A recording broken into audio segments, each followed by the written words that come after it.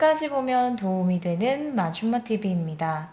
다시 확진자가 조금씩 늘어나고 있는 요즘 개인 위생 관리에 더욱 신경 쓰고 계신 분들이 많이 계실 거라 생각됩니다.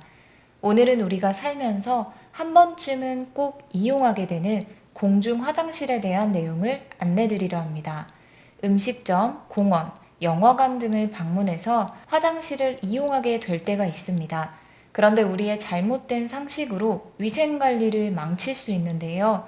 공중화장실 비누 한 번이라도 사용했던 분들은 오늘 영상 꼭 확인하시면 좋겠습니다.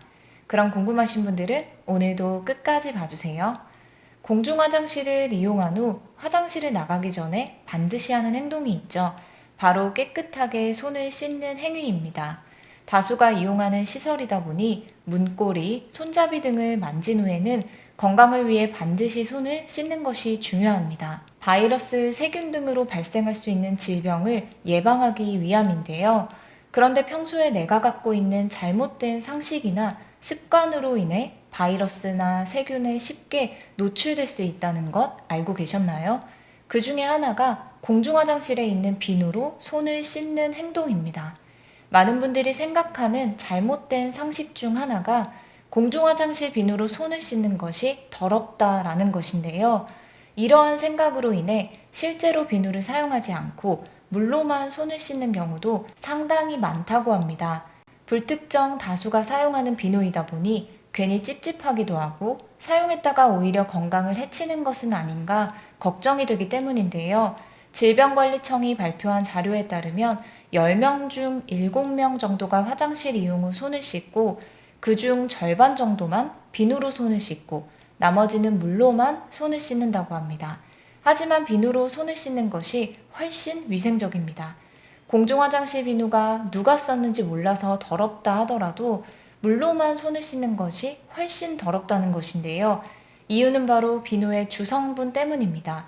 비누에는 계면활성제가 함유되어 있는데요. 계면활성제는 기름과 물에 모두 잘 달라붙는 성질을 가지고 있습니다. 비누와 물이 지방을 녹이면서 바이러스를 죽이는 원리입니다.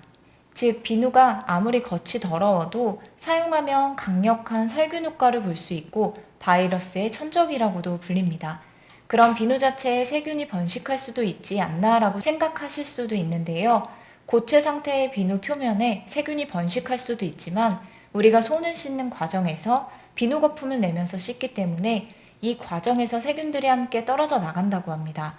즉, 거품을 내서 꼼꼼히 손을 문지르고 흐르는 물에 30초 이상 헹궈내면 바이러스 세균이 거의 완벽하게 제거된다고 하니 안심하셔도 됩니다. 공중화장실을 이용한 후뿐만 아니라 공용시설을 이용한 후에는 올바른 손 씻기로 바이러스를 예방하는 것이 굉장히 중요합니다. 손 씻기는 감염병 예방의 가장 기본이 됩니다. 손 씻기만 잘해도 감염병 예방에 큰 도움이 되고 물로 씻는 것보다 비누로 씻는 것이 훨씬 더 예방 효과가 큽니다. 공용 비누가 더럽다고 생각하실 수 있지만 비누를 사용해서 올바르게 손 씻기를 한다면 오히려 우리의 건강한 생활에 큰 도움이 된다는 점 꼭 기억하시면 좋겠습니다.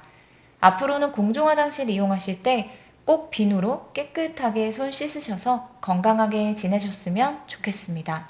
오늘 영상도 끝까지 봐주셔서 정말 감사합니다.